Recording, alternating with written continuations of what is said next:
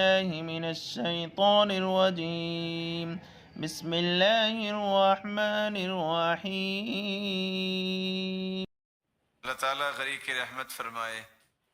حافظ صاحب کو اتفاق سے بیٹھے تھے تو ایک شخص آیا اور آ کے کہتا ہے کہ حافظ صاحب سنا اس کو نا بچے کو سایہ ہو گیا ہے. اب سایہ سمجھتے ہیں؟ وہاں ایک بیٹھا ہوا تھا حافظ صاحب محترم کے پاس. حضرت حافظ صاحب نے تو کچھ نہیں کہا. وہ کہتا ہے اس کو دھوپ میں بٹھایا کرو سایہ نہیں ہوگا. تکلیف کر آیا. پھر کہنے لگا حافظ صاحب بچہ ڈر جاتا ہے. کہتے اس کو اکیلے کو نہ چھوڑا کرو ڈرے گا.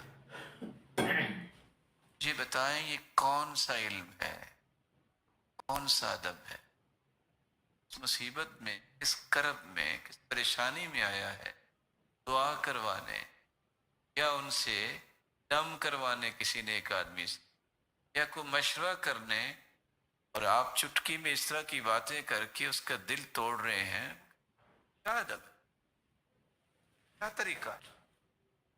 کبھی بھی آپ مجلس میں بیٹھیں بڑے کو بات بچوں کو سکھائیے, بتائیے بیٹا نہیں بیٹھے ہیں وہ بات کر.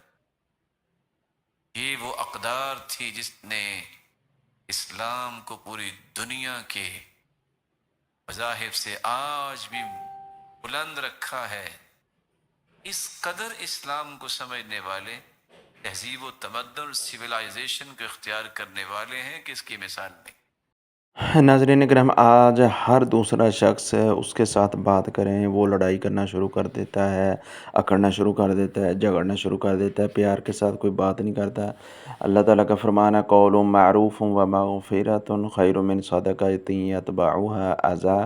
جو آپ کی بات جو ہے وہ بھی بہترین صدقہ ہے. کسی کو خوش ہو کے بلانا, کسی کے ساتھ اچھے لہجے کے ساتھ بات کرنا, اچھے مسکراہٹ چہرے کے ساتھ بات کرنا, یہ بھی بہت بڑا ایک صدقہ ہے جس کو لوگ دنیا جو ہے چھوڑ گئی ہے, اس کے اوپر عمل پیرا نہیں کر رہی. ہمیں جب بھی کوئی بات کریں اچھی بات کریں. قاری صاحب کا بیان بہت اچھا ہے کہ بڑوں کا تقاضا ہے کہ جب کوئی بڑے بیٹھے ہوں چھوٹوں کو بات کرنے کا حق نہیں ہے. ہمیں اپنے چھوٹوں کو, اپنے بچوں کو بھی سمجھانا چاہیے اور دوسرے لوگوں کو بھی سمجھانا چاہیے. بہترین صدقہ ہے کہ بڑوں کا احترام کیا جائے, جب بھی بات کریں اچھی بات کریں. اللہ سے دعا اللہ رب ہمیں دین اسلام کو سمجھنے اور اس پر عمل کرنے کی توفیق عطا فرمائے.